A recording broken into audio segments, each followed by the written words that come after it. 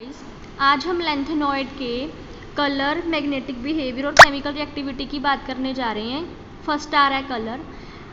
आप सभी ने डी ब्लॉक एलिमेंट पढ़ा है। डी ब्लॉक एलिमेंट में कलर के लिए रिस्पॉन्सिबल होता है डी ट्रांजिशन। ऑलवेज कभी भी जब हम कलर की बात करते हैं, अगर कोई भी एलिमेंट वो कलर शो करता है तो उसके लिए रिस्पॉन्सिबल उसका पार्शली फिल्ड ऑर्बिटल रहता है। मीन्स पार्शली फिल्ड अगर डी है और पार्शली फिल्ड अगर एफ है तो उसमें डी डी या फिर एफ एफ ट्रांजिशन रहेगी, जिस वजह से वो कलर शो करेगा। जो हमारे लैंथेनॉइड होते हैं ये सिल्वरी वाइट कलर के भी रहते हैं, ये कलर्ड भी होते हैं। तो कौन सा केस है जब ये कलर्ड होते हैं, कौन सा केस है जब ये कलरलेस रहते हैं। हमने या जो कल वाली वीडियो थी उसमें ये डिस्कस कर लिया कि जो हमारे लैंथेनॉइड रहते हैं वो सारे +3 ऑक्सीडेशन स्टेट तो शो करते ही करते हैं। Means all lanthanoids are electropositive in nature. तो हमने +3 स्टेट में इसकी बात करनी है। अब +3 स्टेट में भी आगे हमारा जो एक आगे केस डिस्कस होता है +3। अब मैंने लैंथेनॉइड और ल्यूटिनियम लिया, जब मैंने इसके 3 इलेक्ट्रॉन तो ये 4f0, जब मैंने इसके 3 इलेक्ट्रॉन तो ये 4f14 बन गया।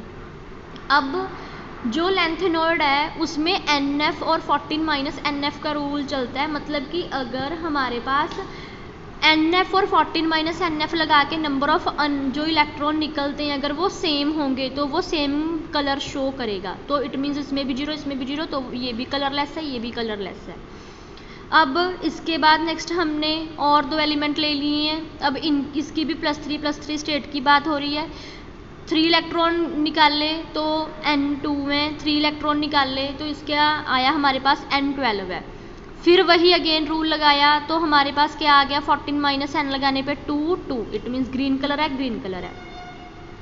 तो कलर के केस में जिनका NF और 14 - NF सेम रहता है उनका कलर भी सेम रहता है। लेकिन ये +3 ऑक्सीडेशन स्टेट की बात है। बट अगर मान लो हम +2 ऑक्सीडेशन स्टेट की बात करें, जैसे फॉर एग्जांपल सेमेरियम है और यूरोपियम है। अगर सेमेरियम और यूरोपियम की हम बात करें तो इन दोनों के अनपेयर्ड इलेक्ट्रॉन 2 और 3 इलेक्ट्रॉन रिमूव करने पे सेम बनते हैं। सेमेरियम इसके 2 इलेक्ट्रॉन निकालने पे 4f6, यूरोपियम इसके भी बनेंगे तो इसके 3 इलेक्ट्रॉन निकालने पे इसके बनेंगे 4f6, तो f6 f6 है। लेकिन अगर हमारे पास उसकी ऑक्सीडेशन स्टेट वेरी करती है तो उसका कलर सेम नहीं रहता। अब ये दोनों डिफरेंट कलर शो करते हैं, ये थोड़ा आपने ध्यान रखना है।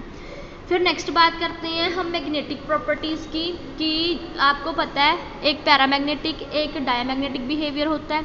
अगर F फुली फिल्ड है या एम्प्टी है तो वो डायमैग्नेटिक होगा। अगर उसका जो F है, अगर F में जो वो पार्शली फिल रहेगा, मीन्स 0 और 14 को छोड़ के बाकी अगर इलेक्ट्रॉन रहेंगे तो वो पैरामैग्नेटिक बिहेवियर शो करेगा। डी ब्लॉक एलिमेंट के केस में हमने ये फॉर्मूला अप्लाई किया था, इससे हमने मैग्नेटिक मोमेंटम निकाला है। लेकिन एफ ब्लॉक एलिमेंट में हमने ये फॉर्मूला लगाना है।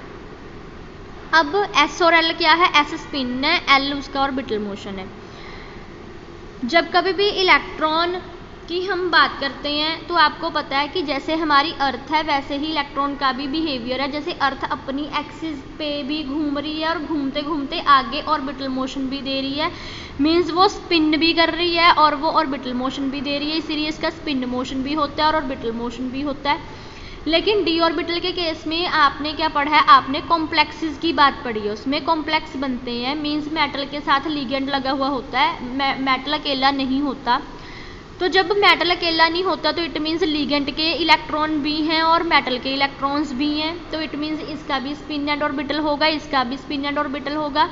तो जो मेटल का ऑर्बिटल मोशन होता है जिससे इलेक्ट्रिक फील्ड पैदा होती है और लिगेंड का जो ऑर्बिटल मोशन होता है उससे जो इलेक्ट्रिक फील्ड पैदा होती है वो आपस में कैंसलेशन इफेक्ट दे देते हैं या वो क्वेंच्ड हो जाते हैं, जिस वजह से ओनली स्पिन मोशन को ही डी ब्लॉक के केस में हम कंसिडर करते हैं। लेकिन अगर हम बात करें F ब्लॉक एलिमेंट की तो F ब्लॉक एलिमेंट के केस में क्या होता है कि जो 4f है, 5s है, 5p है, मीन्स 4th शेल के बाद 5th शेल की टर्न आएगी, फिर 6th शेल की टर्न आएगी। इट मीन्स अगर हम 4f को देखें तो वो काफ़ी ज़्यादा अंदर जाके बैठा है, मीन्स वो 5p 5s उसके बाद आता है। तो इट मीन्स कि जो इसका ऑर्बिटल है और जो इसका स्पिन मोशन है उन दोनों की इंटरेक्शन किसी बाहर वाले लिगेंड से नहीं हो रही है, जिस वजह से क्या होता है कि जो हमारे पास स्पिन मोशन है और ऑर्बिटल मोशन है वो दोनों ही काउंटेबल रहते हैं। इसीलिए हम 4s+1 l+1 ये रूल लगाते हैं। नेक्स्ट आता है केमिकल रिएक्टिविटी। जो हमारे पास लेंथेनॉइड है ये इलेक्ट्रोपॉजिटिव इन नेचर है, मीन्स ये इजीली 3 इलेक्ट्रॉन लूज करते हैं, मीन्स ये ट्राइवेलेंट आयन की फॉर्म में इजीली आ जाते हैं। जो लेंथेनॉइड है इन सभी की केमिकल रिएक्टिविटी सेम रहती है। अब आपको पता है कि जब कभी भी कोई बॉन्ड बनता है तो उस बॉन्ड के लिए रिस्पॉन्सिबल आउटर मोस्ट शेल रहता है, इनर शेल रिस्पॉन्सिबल नहीं होते हैं। तो इट मीन्स अगर बात करें केमिकल रिएक्टिविटी की तो 4f जो है हमारे पास तो पार्शली फिल्ड 4f हो रहा है, लेकिन जो 5d है वो तो एम्प्टी रहता है और 6s में 2 इलेक्ट्रॉन रहते हैं।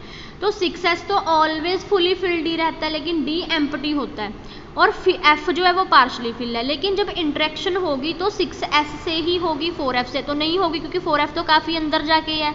तो इट मीन्स जब एक इलेक्ट्रॉन के साथ दूसरा इलेक्ट्रॉन आके इंटरेक्ट करेगा तो 6s ऑर्बिटल जो है वो बॉन्डिंग में पार्टिसिपेशन देगा, 4f पार्टिसिपेशन नहीं करेगा, और 6s में ऑलवेज 2 इलेक्ट्रॉन ही रहते हैं, जिस वजह से केमिकल रिएक्टिविटी सभी एलिमेंट की सेम ही रहती है, जिस वजह से इन्हें डिफ्रेंशिएट करना भी काफ़ी मुश्किल हो जाता है। जो लेंथेनॉइड्स हैं अगर वो ऑक्सीजन से रिएक्ट करते हैं ऑक्साइड बनाते हैं, नाइट्रोजन से नाइट्राइड बनाते हैं, सल्फर से सल्फाइड बनाते हैं, हैलोजन से हैलाइड बनाते हैं, जैसे बाकी एलिमेंट आपने पढ़े हैं कि ग्रुप नंबर 1 और 2 के, वैसे ही सेम ये भी करैक्टरिस्टिक शो करते हैं। लेकिन आपने एक बात ध्यान रखनी है कि अगर लेंथेनॉइड अगर वाटर से रिएक्ट करते हैं तो वो बेस की फॉर्मेशन करते हैं, लेकिन वो जो बेस है अगर हम उसका कंपैरिजन करें कैल्शियम से और एल्युमिनियम से तो वो जो बेसिक करैक्टर है वो कैल्शियम से कम होगा, लेकिन एल्युमिनियम से उसका बेसिक करैक्टर जो लेंथेनॉइड के होंगे हाइड्रोक्साइड उनका बेसिक करैक्टर p ब्लॉक से ज़्यादा रहेगा, s ब्लॉक से कम रहेगा। आई होप आपको तीनों टॉपिक क्लियर हो गए होंगे। If you like my content then please share it with your friends also, and if you are not my subscriber then subscribe my channel also. Thank you.